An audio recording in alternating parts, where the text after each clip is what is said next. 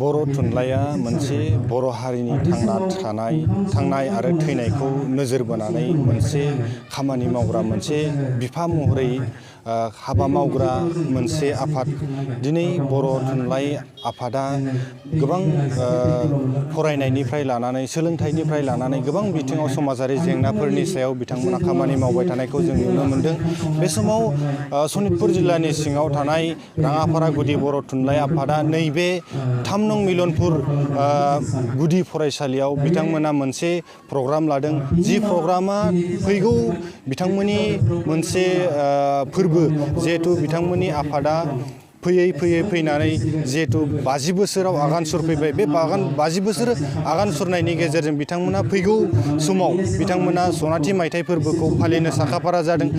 बेखौ लानानै बिथांमोना नैबे राङाफारा गुदि बर' थुनलाइ आफादा नैबे 3 नं मिलनपुर गुदि फरायसालियाव बिथांमोना मोनसे सांग्रांथि मेल लादों। जे सांग्रांथि मेलाव गोबां 6 गामिया बेयाव बाहागो लाफैदों। आं केमेरा पार्सन बिथांखौ दिन्थिनो खावलायगोन जे गोबां रायजो राजाफोरा नैबे 3 नं मिलनपुर गुदि बर' मिलनपुर गुदि फरायसालियाव गोबां रायजो राजाफोरा नैबेयाव बाहागो लाफैदों। जिहेतु सांग्रांथि मेल बर' थुनलाइ आफादनि राङाफारा गुदि बर' थुनलाइ आफादनि मोनसे सांग्रांथि मेल जादों। बेयाव सांग्रांथि मेलाव गोबां 6 गामिनि रायजो राजाफोर लोगोसे गोबां थुनलाइ आफादनि दैदेनगिरि बिथांमोना बाहागो लाफैनायखौ जों नुनो मोनदों। दिनै नैबे मिलनपुर गुदि फरायसालियाव बिथांमोना सांग्रांथि मेलखौ लादों। आङो केमेरा पार्सन बिथांखौ दिन्थिबाय थानो खावलायदों। जिहेतु गोबां रायजो राजाफोरा नैबे सांग्रांथि मेलाव बाहागो लादों। आं बे समाव आङो मोनथिना लानो नाजागोन दैदेनगिरि बिथांमोननिफ्राय दिनैनि नैबे सांग्रांथि मेलखौ मानि थाखाय लानाय जादों। आं बिनि बे गुदि बर' थुनलाइ आफादनि सासे दैदेनगिरि बिथांनिफ्राय आं मिथिना लानो नाजागोन। नैबे हाबाफारिनि सायाव नोंथाङा मा फोरमायगोन? जे नोंथांमोना नैबे सांग्रांथि मेल लादों, बेनि सायाव मा फोरमायगोन? आं गिबियावनो नैबे इन्डिजिनियास निउसनिसिम आंनि गोसो गोरबोनिफ्राय खुलुमनाय सिबिनाय बावहरग्रोनाय जाबाय। जोङो राङाफारा गुदि बर' थुनलाइ आफादा सनाथि मायथाइ खुंनायनि सम जाबाय। दा बेखौनो लानानै जोङो सनाथि मायथाइ खुंनायनि गिबि हाबाफारि बायदियै जोङो जोंनि राङाफारा गुदि बर' थुनलाइ आफादनि सिङाव थानाय गंफ्रोमबो गामियाव जोङो थांनानै सनाथि मायथाइ खुंनायनि मोनसे रायजोआरि मेल, सांग्रांथि मेल हिसाबै जोङो खुंनाय जादों। दा रायजो राजाफ्रा सनाथि मायथाइ खुंनायाव जोंखौ हेफाजाब सहजग जिखुनु खामानि दामानियावनो मावफानो हेफाजाब होनो थाखाय जोङो गामि फैनानै खावलायफैनाय जादों। जाहाथे थुनलाइयारि खामानियाव, हारिमुवारि खामानियाव माबादि सांग्रांथि जानांगौ आरो थुनलाइ सिबिनो जों माबादि साखाफारा जानांगौ, बेखौनो जोङो रायजो राजाफोरनिसिम मोनसे सांग्रांथि मेल हिसाबै लानाय जादों। दा मोनसे सम, दा मोनसे दुर्गा फुजा, बिनि उनाव लोखि फुजा जानो थांगासिनो। बिनि उनाव गोबां लाइमोनफोरा माखासे समाज बेरेखा हाबा मावो। जिहेतु ड्राग्स, जौ लोंनानै बायदिसिना मोनसे गाज्रि आबहावा सोमजियो बे फुजा सिजनाव। बेनि सायाव नोंथाङा मा गुदि थुनलाइ आफाद हिसाबै मा खावलायगोन? बेखौ जोङो थुनलाइ आफादनिफ्रायथ' जोङो बिनि सिगांबो सांग्रांथि मेल, समाजारि सांग्रांथि मेल हिसाबै जोङो थुनलाइ आफादनिफ्राय खुंबोनाय जाखादों। गामि थांनानै बेयाव जोङो गामिनि गोरों गोरा रायजो राजाफोरखौ लानानै बा बिमा बिफाफोरखौ लानानै जोङो खावलायनाय जाखादों जे नोंथांमोननि गथ'फोरखौ जाहाथे फुजा फाथाल बा जिखुनु फोरबोआव हगारनाङा, हगारबाबो नोजोर हो, बेखौ जोङो आगोलावनो खावलायबोखानाय जादों। आरो नैबे दिनैनि मेलनि गेजेरजोंबो जोङो समाजारि सांग्रांथिनि सोमोन्दै जोङो रायजो राजाफोरखौ खावलायगोन। जा बोसोनगिरि सारमोन दङ, बिथांमोनखौबो जोङो लाइमोनफोरनि सांग्रांथिखौ जोङो खावलायगोन। आरो बे समाव मिथिबावनो नाजागोन, जिहेतु साननैसोनि उनाव फैबाय थानाय समाव जिहेतु नैबे राङाफारा गुदि बर' थुनलाइ आफादनि मोनसे सनाथि मायथाइ जानो गोनां, सनाथि मायथाइ फोरबो जानो गोनां।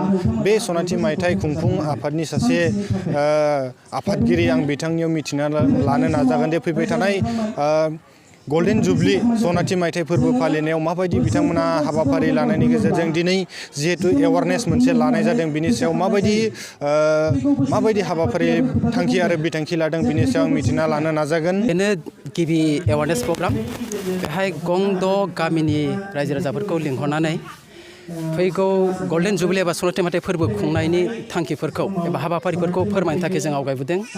बेहाय जोङो माखासे हाबाफारि लानानै रायजो राजाफोरखौ मिन्थिहोनो बुजिहोनो जों नाजादों। मानोना जोङो राङापारा दख'रा बर' थुनलाइ आफादा रायजोफोरखौ गोजानाव दोननानै सनाथि मायथाइ फोरबोखौ खुंनो नागिराखै। गासै रायजो राजाफोरखौ जथायनानै ज' खालामनानै सनाथि मायथाइ फोरबोखौ खुंनो नागिरदों। बेहाय जोङो दिनैनि बे गिबि हाबाफारि हिसाबै बिफां गायदों जोङो। बे बिफांखौ जोङो मोनसे जारिमिनारि बिफां गायनाय हिसाबै जोङो हाबाफारिखौ गनायथि होदों। मानोना जोङो बे बिफांखौ सनाथि मायथाइ फोरबो खुंनायनि मोनसे नेरसोन जागोन आरो गासै रायजो राजाफोरखौ जोंनि हाबाफारिखौ फोरमायनो थाखाय मोनसे परिबेस मोनदों। बे परिबेसाव जों खोन्थादों जे बोरैहाय खुंगोन आरो खुंनायनि कनसेप्टआ मा दङ जोंहा बे कनसेप्टफोरखौ जों बेहाय फोरमायदों आरो बे फोरमायनाय हाबाफारिया सोलिगासिनो दङ। बेनिखायनो फैगौ जोङो 14 नभेम्बर खालि राङापारा दख'रा बर' थुनलाइ आफादा 50 बोसोर सोलिगासिनो दं आरो बे 50 बोसोरनि सनाथि मायथाइ फोरबो खुंनो लानाय हाबाफारिखौ गिबि बेखेवजेनगोन फैगौ 14 नभेम्बर खालि। बेहाय रायजोआरि मेलबो जागोन आरो सनाथि मायथाइ फोरबोखौ बेखेवनायबो जागोन। बे समाव जोङो रायजो राजाफोरखौ दिनै जों खावलायदों बयबो गाजा गोमजा थांनानै बेखेवनाय हाबाफारियाव बाहागो लागोन आरो बिथांमोननि फ्राय गासै हाबाफारियाव हेफाजाब मोनगोन होनना जों आसा खालामनाय जादों। आरो थांखिफोरखौ जोङो बुंनो नागिरदों जे देग्लाय जोङो एसे गुबुन रोखोमै एबा कनसेप्टखौ एसे आलादा रोखोमै जोङो लादों। बेनो जाहैबाय मा जोङो गासै सनाथि मायथाइ फोरबोखौ गिबियावनो बेखेवनाय हाबाफारि लादों। बेनि उनाव जों आफ्टार 10 days माने 10 साननि उनाव जोङो थुनलाइयारि मेल लादों आरो बिनि उनाव आरो 10 साननि उनाव जोङो हारिमुआरि मेल लादों। बेनि उनाव जोङो हारिमु हान्जा सुरनाय हाबाफारि लादों। बिनि उनाव जोङो गेवलां मेल हाबाफारि लादों। बेनिफ्राय जोङो हारिमु आयदा लादों जोङो। बे गल्डेन जुबलि फालिनाया नोंथांमोननि मा दानाव जागोन? बे गल्डेन जुबलि फालिनाया जोंनि फैगौ 14 नभेम्बर खालि बेखेवजेननाय जागोन। बिनि उनाव जोङो सानसेनो साननै सानथामजों फोजोबालासिनो 10 दिन उनाव जोङो बे हाबाफारि खुंनो लानाय जादों। जोबथा सान हिसाबै माला जाहैगोन? जोबथा सान हिसाबै जोङो आसा खालामदों दान मोननैनि उनाव जोबहैगोन। जिहेथु जोंहा गुबैयै 7थासो फारि दं। बेखौ जों खुंफुंनानै दान मोननैसो नांगौ जागोन होनना जों साननाय जादों। जोङो बेबायदि सिन्था खालामनाय जादों जिहेथु सानसे साननै लानानै खुङोब्ला गासै हाबाफारिखौ जोङो गोथोङै एबा मोजाङै खुंफुंजोबनो हाया। बेनिखायनो आलादा आलादा आयदाफोरखौ आलादा सम लानानै दिन लानानै जों खुंनो थाखाय थि खालामनाय जादों। थावनिया बबेयाव जादों? गुबैयै जोङो बेखेवजेननाय हाबाफारिखौ जुगिबिल बे गेलेग्रा फोथाराव लानाय जादों। बेहाय जोंहा बर' थुनलाइ आफादनि राङापारा गुदि बर' थुनलाइ आफादनि मावख'बो दङ। बेहाय लानाय जादों आरो नैथि हाबाफारिखौ जोङो जायगा जोङो मिउजियाम गायसननो थाखाय थि खालामदों। मिउजियामखौ जों माइनावस्रियाव गायसननो थि खालामदों। माइनावस्रियाव थुनलाइ आफादनि हा दङ, जायगा दङ आरो जोङो जुगिबिल मावख' खाथियाव लाइब्रेरि गायसननो थि खालामदों, बिजाब बाख्रि आरो उरिलागाव जोङो जोंनि राङापारायाव आगुनिफ्राय मावथिफोर बिहोमागिरिफोर बिथांमोना सोरबा दं सोरबा गैया। गतिके बै बिथांमोना जाय रोंसारि जालांबाय रोंसारिफोरखौ जों सिबिनो हानाय रोखोमै बोसोरफ्रोमबो बिनि मोनसे सिबिसालि लुनो नागिरदों आरो जोङो मोनसे जोंनि बर' थुनलाइ आफादाव बिहोमागिरि आगोलनिफ्राय बा गायसनजेनगिरि सनाराम थाउसेन आरो जयभद्र हाजोनि मोनसे प्रतिमुर्ति मोनसे मुर्ति बानायना जोङो बे दुगदुपि एलेकायाव गायसननो थाखाय थि खालामनाय जादों बे सनाथि मायथाइ फोरबोनि मुङै। गोबां बाथ्राखौ मिथिबाय जिहेतु फैबाय थानाय सनाथि मायथाइ फोरबोआव बिथांमोना सनाथि मायथाइ फोरबोखौ फालिनो गोबां साखाफारा जादों। नैबे समाव आं बेखिनिखौ नोंथांमोन